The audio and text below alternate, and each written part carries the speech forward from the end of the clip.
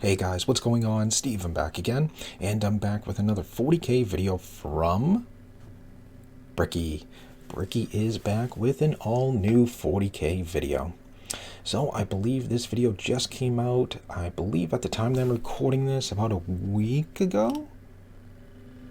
Yeah, 6 days ago. Okay, so yeah, just about a week ago. I did want to wait a little bit of time before I did a reaction video to it, because I wanted to let his video, get all the attention and stuff like that. Not like my video would pull attention away from his video, but I just think it's, the respectable thing to do is, let his video get all the attention and stuff like that. Now, I am going to break this up into multiple videos because this video here, his part 1, is about 2 hours long. So obviously I'm not going to do the whole 2 hours. We'll see what I break it up into.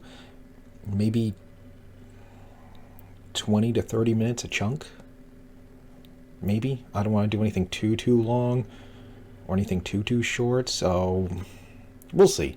We'll see. But yeah, I will break it up into multiple sections. But this video here is every single Warhammer 40k faction re-explained. Part 1. I thought his first video he did was really good. I think that was quite a few years ago now, wasn't it? Like 3-4 years ago or something like that? Maybe longer? No, I don't think it was that long. Like 3 or 4 years ago. So either way, lots have changed since then. More Primarchs are back now, and all new stuff has changed. So hey, it's time for it to be re-explained. So, anyways, let's just jump right in and check it out, shall we? Here we go.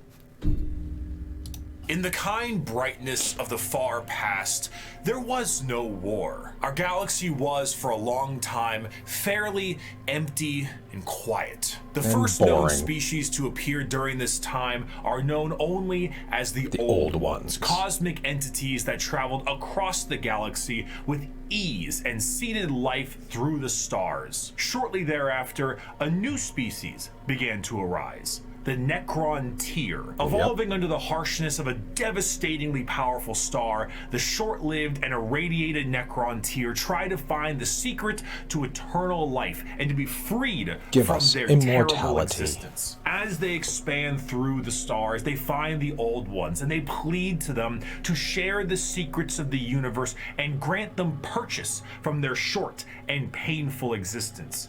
The Old Ones respond with a lol and a lamau, and with their immense power, they force them back to their homeworld. The Necron tier, filled with rage and hatred, make it their duty to get revenge on the Old Ones. A revenge that would come swiftly as a chance encounter with other gods gave them a solution. These other gods were known as the Catan, a race of highly powerful star-consuming entities. Do not fear, young mortals, for we, the Catan, will provide you with the immortality you seek. I like he's doing the Salamander's voice. Won't you shake Come, young citizen, poor sinner's you have hand. nothing to fear. Quoted from Mephetron, the Deceiver. The Necron tier accepted the Catan's offer of immortality, but believe it or not, this turned out to be a ruse. What? A trick. The Catan crafted gigantic furnaces the and Deceiver began the process of biotransference. The Necron tier willingly walked line by line into the furnace engines made by gods who devour stars and had their souls consumed instead. The short-lived, irradiated, and cancer-inflicted race of the Necron tier ceased to be, and the immortal, soulless Necrons remained. Now backed by the immense power of the Catan, the Necrons rally against the Old Ones, and the bitter conflict in the stars at this time is known as the War in Heaven. Despite creating various races and entities to aid them in this battle, the Old Ones are overwhelmed and eradicated down to the last, due to the sheer power of the Catan fat off the souls of the Necron tier, and with an army of unthinkable robotic slaves at their behest. However, the Catan are greedy, course they spiteful are. gods. Of And when there course. was no foe worth killing, they turn on each other. Of course. The Necrons then put their sights towards the Catan Just like the and Chaos lay Gods. waste to them, securing their freedom. The once subservient Necrons now control their former masters. Worn out and weakened by these wars, the Necrons, under their leader Zarek, the Silent King, lie dormant, with a plan to eventually wake and reclaim control over the galaxy. Over millions of years, empires rise and they fall. The species created by the Old Ones have footholds over the galaxy, but on a pale blue dot in the thick of all this conflict, humanity begins to evolve. And for the most part, the basic path of humanity's evolution remains the same as it is now for almost 15,000 years. Right now, in the 21st century, this is canon. You, right now, Twitch streamer reacting to this video, you existed at a point Hey, I'm a in YouTube the Warhammer reactor, okay? universe. But with time, humanity's ambition and the power of their technology becomes unmatched, and the golden age of expansion begins. Humanity starts to branch out through the stars with powerful tools used for agriculture, mining, and expansion. Some branches of humanity would eventually settle far away from Earth itself, and around this time, the psychic ability of humans are greatly expanded, and what we begin to know as psychers appear. But despite all the progress, things would begin to collapse. The machines created to aid humanity would turn on them in M23, an event known as the Cybernetic Revolt, and trade would begin to collapse due to the immaterial warp, aka actual hell, beginning to cause ruptures in space and time. These warp stones would separate humanity, and this would be what is known as the Age of Strife. The warp, a sea of souls, storing all thought, emotion, and the souls of those who have passed on, begin fluctuating into something terrible, as far on the horizon, something horrendous was brewing. You see, the warp isn't just a random assortment of chaotic energy. It is fairly well organized thanks to those living in the galaxy. The warp itself acts as an afterlife of sorts, and the actions of the innumerable amount of creatures who live in the galaxy have manifested a pantheon of organized entities known as the Forces of Chaos. At their helm are three major entities: Khorne, Nurgle, and Tzeentch. However, a fourth one, Slaanesh,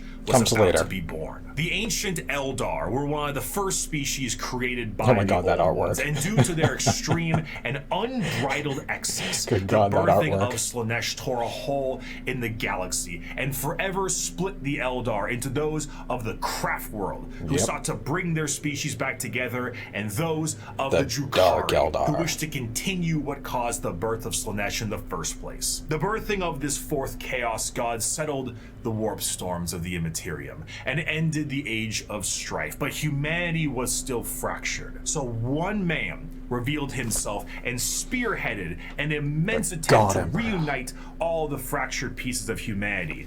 That man was the Emperor of Mankind. After reclaiming the nearly destroyed Earth, the Emperor embarked on the Unification Wars to unite humanity under the banner of the Imperium of Man. However, due to the very long and devastating impact of the Age of Strife, humanity as we know it is not the same. To reconquer Earth, the Emperor would need more than mere men. Great beings, known as the Thunder Warriors, were recruited by the Emperor to reclaim the Earth with I gotta find a video on the Thunder Warriors just to get, like, are a blunt tool and had you know, some backstory on the Thunder Warriors. Their welcome. You would need something better, and that solution would be known like, I gotta as see if there is a video on Thunder Warriors. Like, what were they like? How strong were they? Were they, I mean, obviously not as good as Space Marines, but, you know, like, whereabouts were they on, like, the ranking scale?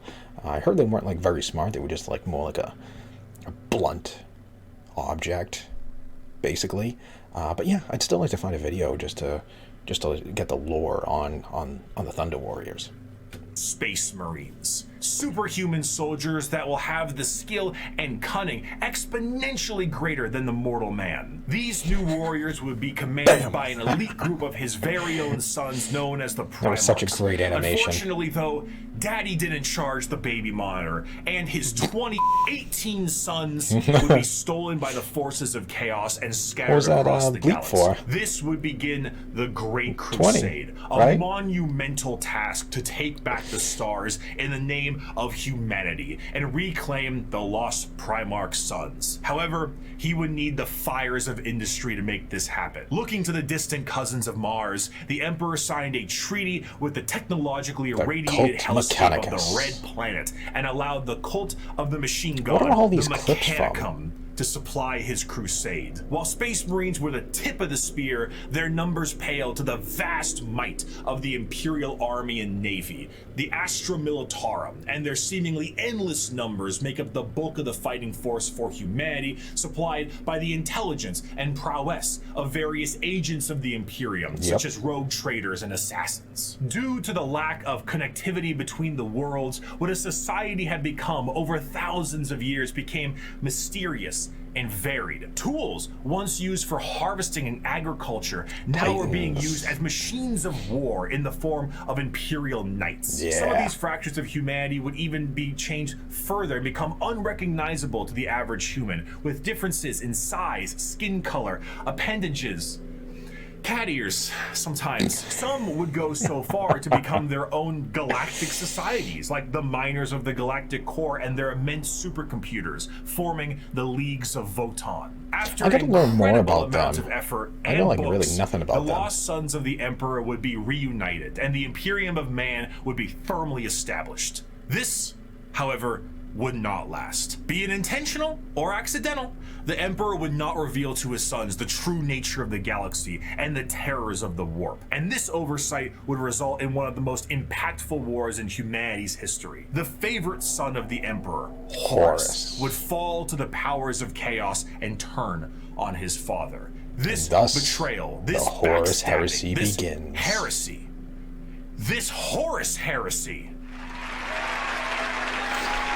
would result in a split in the Imperium with devastating consequences. Half of the Emperor's loyal sons would fall to chaos and become the Chaos Space Marines, along with the forces of the Dark Mechanicum and the Chaos Knights. The conflict would result in the absolute obliteration of Horus and the physical death of the Emperor himself. The near-dead body of the Emperor would be placed on the Golden Throne to serve as a beacon of humanity and allow for the continued ability to travel the stars, protected by his most loyal, the Adeptus Custodes. The Imperium would be vulnerable during this age of rebirth, and Terra would find itself under siege by one of the most formidable species in the galaxy, the Orcs. As time went on and memories of the Emperor's vision began to fade, the Emperor would become less of a head of state and more of a religious figure. And the Imperium would change to reflect this. The leadership on a planet would be at the behest of the High Lords of Terra, and their actions would be courtesy of the incomparable power and authority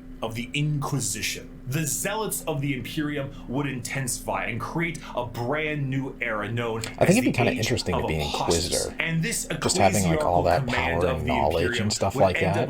Seeing all like the top secret stuff, that'd be kind of cool. The Adeptus Sororitas. Over time, this age would come to pass, and we would approach the 40th millennium of Warhammer 40,000. Which, you guessed it, would come with its own form of problems. A primitive species once found during a recon mission would be able to evolve in relative secrecy for 6,000 years, becoming a highly advanced coalition of aliens known as the Tau Empire. And if the threats of the galaxy weren't bad enough, there are threats from outside the galaxy. As a monster has begun to wrap its tendrils around the Milky Way, the Tyranids, monsters that serve a psychic hive mind and present tactics previously unseen in the Milky Way. Be it a direct assault with their monstrous bug-like presence, or through the more covert gene stealer cults, the presence of yet another threat in the galaxy is proving to be overwhelming to the Imperium. In the 41st millennium, there is no peace among the stars. At any point, your life can and will be threatened by the Xenos races uncountable, or by the arch enemy of of chaos within, or by the decrepit terror that is the Imperium itself. Yep. It is to live in the cruelest and most bloody regime imaginable. Forget the power of technology and science, or the safety of promise This is a really good intro. and understanding. For in the grim darkness of the far future, there is only war. Damn. That was one hell of an intro. You know, that was really good. That was one hell of an intro.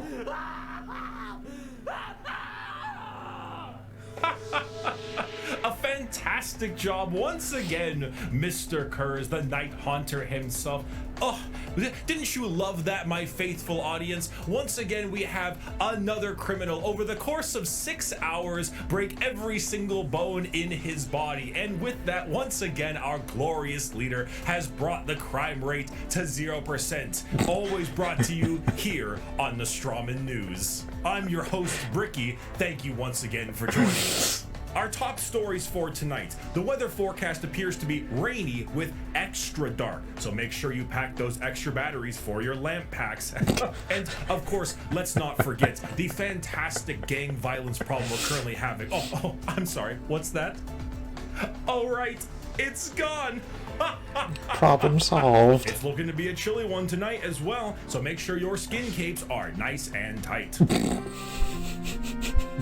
Wait, hold on, one moment. This just in. Adamantium reserves have tripled?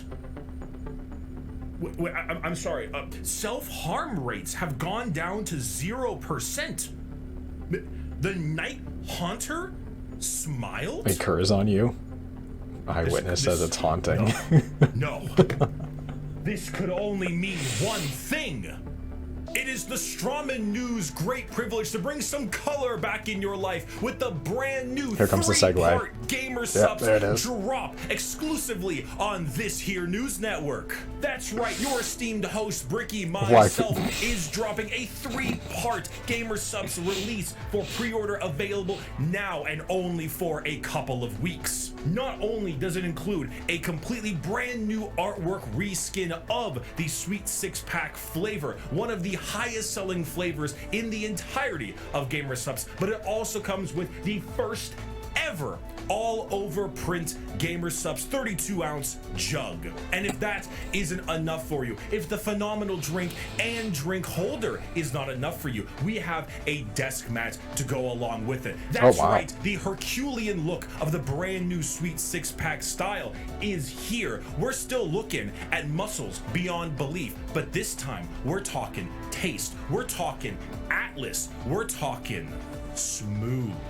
And if that wasn't enough, I, your co-host specifically, should you pre-order all 3 of these items, will personally hand sign a note for you, thanking you for supporting this network. All of this you can receive for 10% off if you go down in the description of this video and click the link, or go to gamersubs.com/Bricky and use code Bricky. Save 10% off with code Bricky. Bring some color back into your life and increase production across the board for our glorious leader, the Night Haunter. Make sure you pick up that Thank jug. you, Gamer Subs, for sponsoring the Strawman News, and let us move on to our next scheduled program.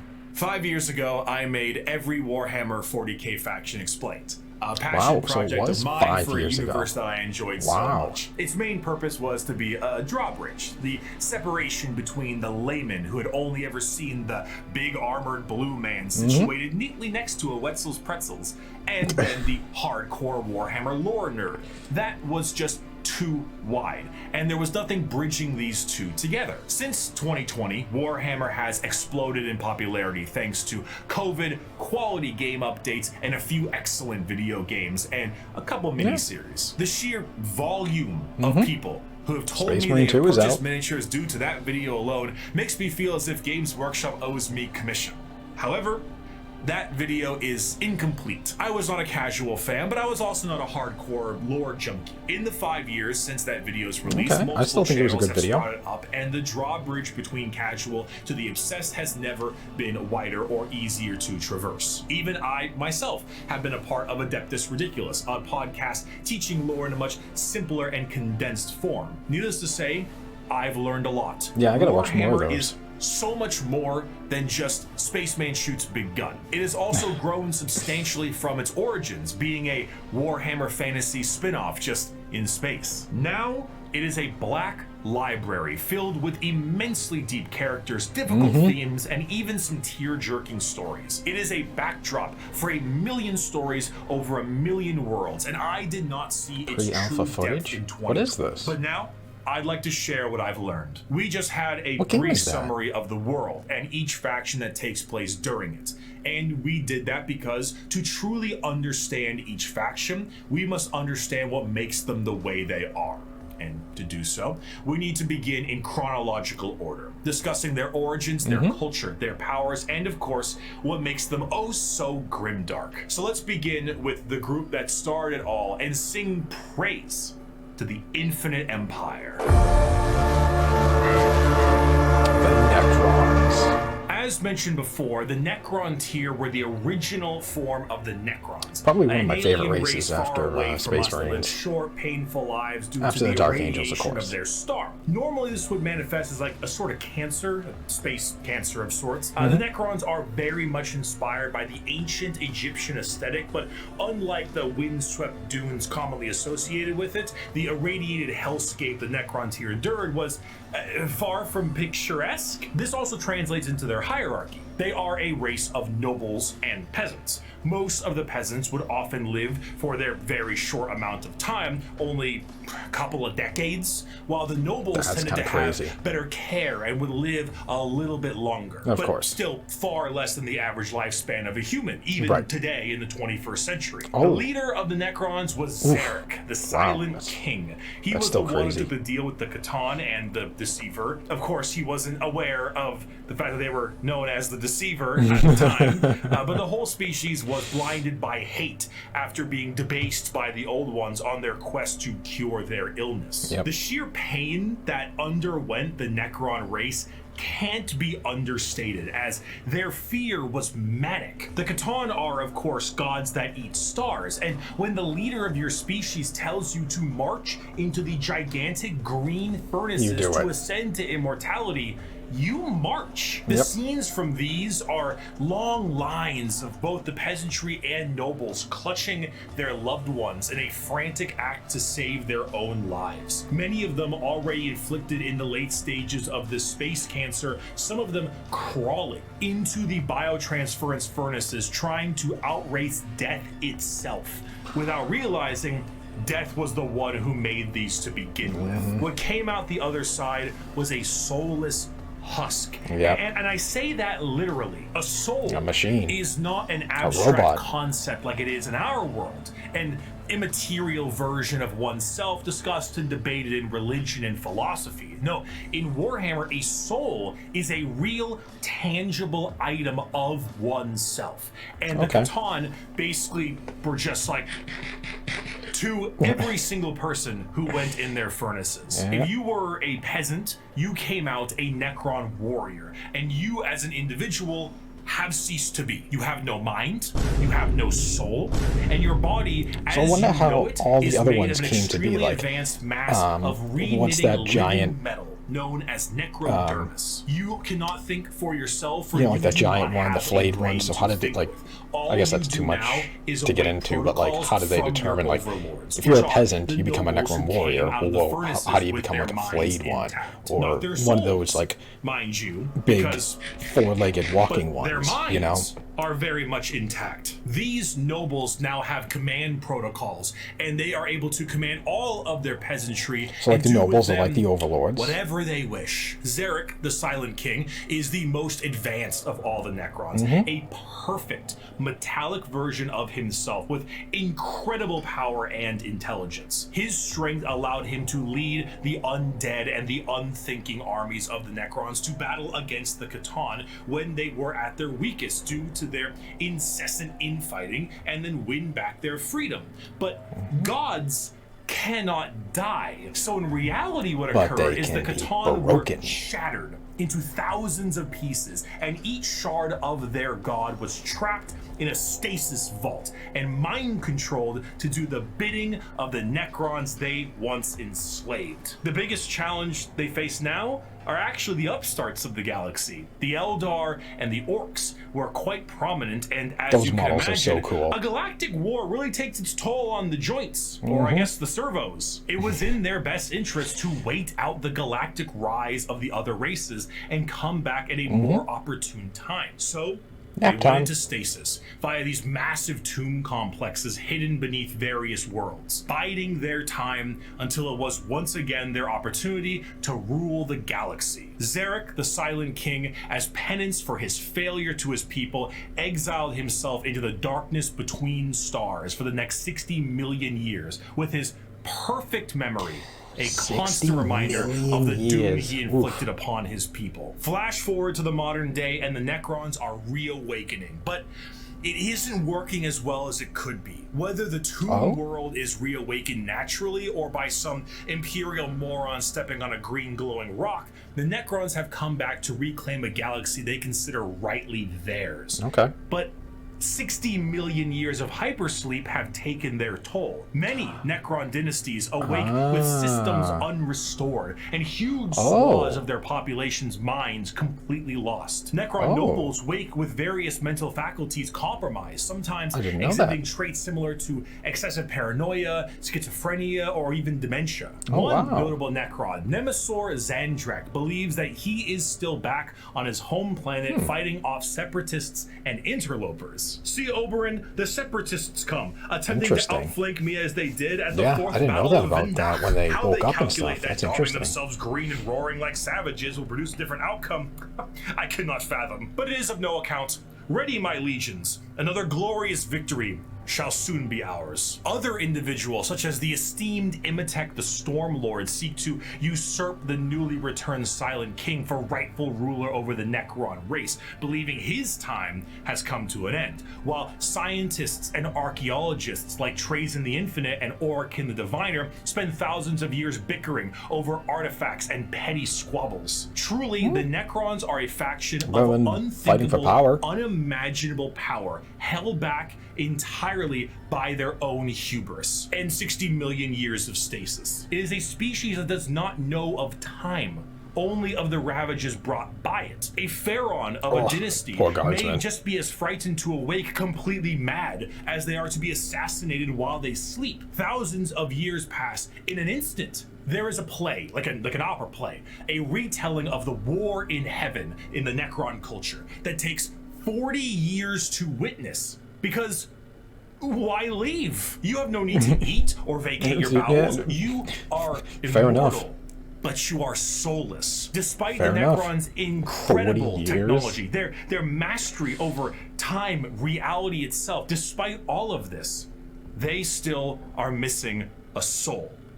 And therein lies the biggest struggle. Most Necrons look to conquest the galaxy, kill the interlopers like the humans, Eldar, and Orcs that scrape at a fraction of their power. But the end goal for many, including Zarek himself, is to return the souls to their bodies, to undo the horrible fate he cast upon them. Is that even possible? This is not the interest of all. Many simply wish to rule their dynasty with an iron fist and kill all they consider unworthy. But to many others, it is to undo the decision that doomed them all. Before they can do that, there is a pest that needs exterminating. That is the fundamental understanding of the Necrons. They are so hyper advanced that their science borders on magic. They play with the fundamental aspects of reality and time. Their mastery of the physical galaxy is the strongest in the universe. Their weapons reduce people to the barest molecules, and they have devices capable of causing stars to supernova. They are unfathomably difficult to kill, as if you fell one of their number, the living metal race lore-wise. They gotta be then, protocols if they can do all this stuff alive once again. They're masters of teleportation, and often killing a Necron fully will just have its conscious consciousness translocated back to their tomb world to await reassembly. Normally, they utilize large phalanxes of warriors and honorary combats, but some of them have fallen to various mind viruses. The destroyer cults are hell-bent on killing anything and everyone that lives with an overwhelming force. And then there's the flayed ones, Necrons cursed with "I have no mouth and I must scream," a panic attack virus, as the last laugh of Landigo, the Flayer Catan. Slowly losing their minds, they strip apart their foes and adorn their bodies with the skin of their enemies, trying to better return to their old feelings of flesh and blood. The Necrons are a degraded version of their mighty empire, and still one of the biggest threats in the galaxy.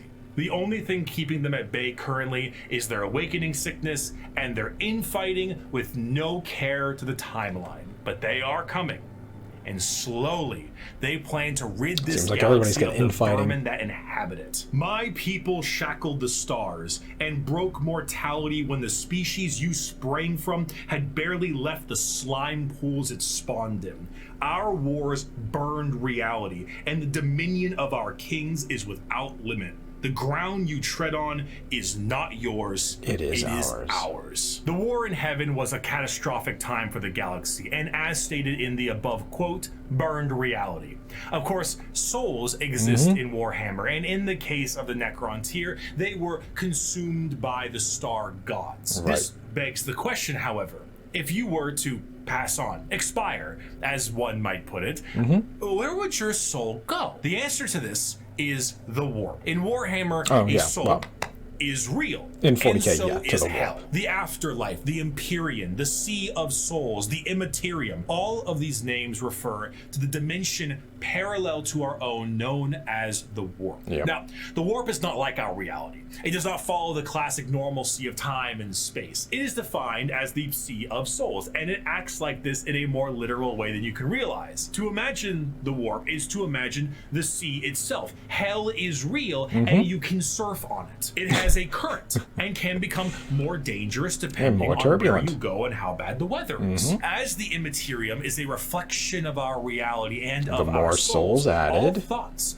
all emotions, all feeling go right to the warp. That goes with a soul is passed on into the warp. If an entire planet decides it's going to engage in a blood-fueled rampage of murder and gore, then the warp around that planet will be affected in a similar manner. It's not something that you can see. It is a parallel, not perpendicular dimension.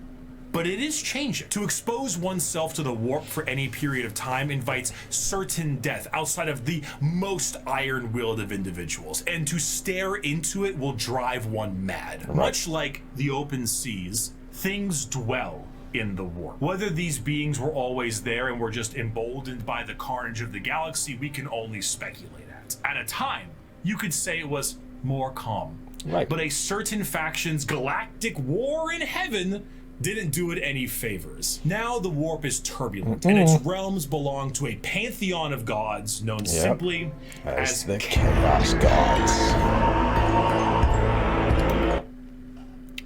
Okay, so I'm going to call it right here. Half an hour in. Like I said, I don't want to do these videos too long and stuff like that, so I break it up into smaller videos. But yeah, this was actually really good.